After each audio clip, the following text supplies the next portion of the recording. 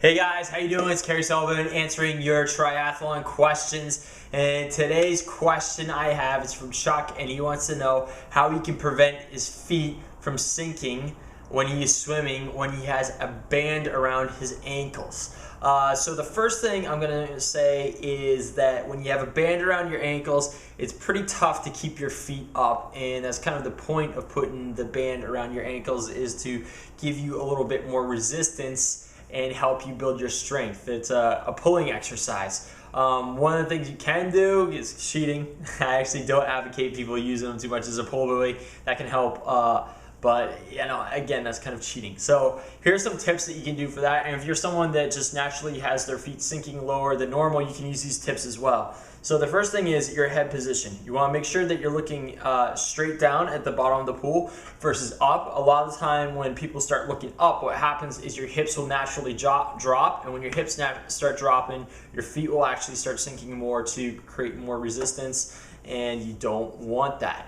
The other thing that you can do is do kicking on your side. Now, kicking on your side, for whatever reason, kind of teaches the coordination of you keeping your feet up when you're doing more freestyle. It's something I've used a lot of time with swimmers who've had this problem that I've coached before, and it works a lot. Some people say it's because they need to develop more core strength, and that helps with that. And other people say it's just a coordination thing. I don't really know, but it tends to work most of the time. The last thing is that for the most part, why people's feet really drop more than anything is they don't have a good pull. And when you're pulling along real good, your feet come right up. It's kind of like if you were, attached to the back of a motorboat, and that motorboat started taking off, your feet would come right up because it's pulling you along at a good speed. So basically, developing a good pull is going to be the main thing. And what happens is most of the time, people straight arm the pull. And what do I mean by a straight arm? When they're pulling, they're coming through, they're entering in the water, and they have a straight arm, and they just pull straight on through like so. And basically, really top level swimmers that are sprinters, a lot of the time they're doing a straight arm pull, and it seems to work for them. But there's a few things you got to remember with the top end elite swimmers. They're naturally really big guys, and they're also naturally, for the most part, they're really big guys, and they're usually kind of freaks. They got a lot of genetic things that they can do and kind of get away with that, and that seems to work with them. Now, long distance swimming, it's harder to get away with that. Your shoulders are going to get more worn out doing that as well, doing a straight arm and really ripping through like that. So what you want to do is you want to have a high elbow when you're pulling on through. And what a high elbow means is basically you're catching the water sooner, or basically you're pushing the water back behind you sooner than you would with a straight arm. When you're straight arming it, and you're coming through like so, basically when your arm gets to a 90-degree angle like it is here, it's not until you hit this point that you actually really start pushing the water backwards. When you're coming straight arming through, a lot of the time when your arm's up in this area above your head, you're pushing down on the water, and that's causing your body to actually more rise out of the water than it is to glide it and push it going forward. So what you want to do is you want to have a high elbow, meaning that you want to have your elbow come up high to the water sooner.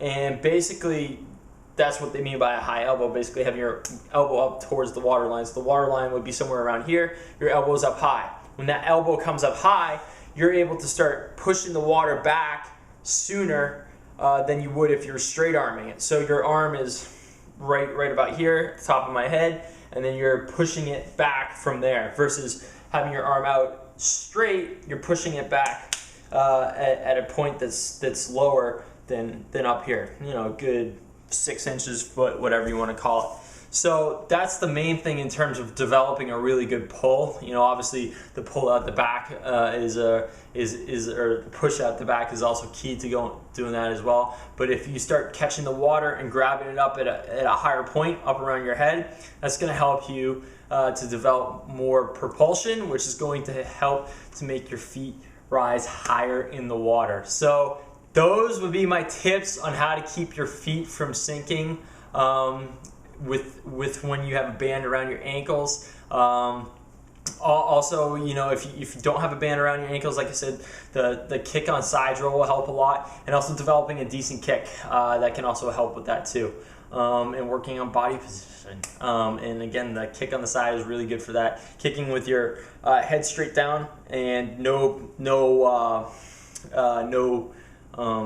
what's the word I'm looking for? Kick forward is also very effective in teaching body position as well. It might be tough for you to do it at first, so without fins. You know, with all the kicking drills, I prefer not to use fins. I like to do everything as much as real life situations would have you do it in a race. So you're not going to be able to use fins in a race. I suggest not doing it then. But if you need to use the fins at first, just to kind of help you to get that propulsion going, so you get a feel for it, go for it and make it happen. That's basically it. If you guys got other questions, put them in the box below and I'll answer all of them. And maybe next week I will answer your question on the video. That's it, guys. Talk to you later. Bye-bye.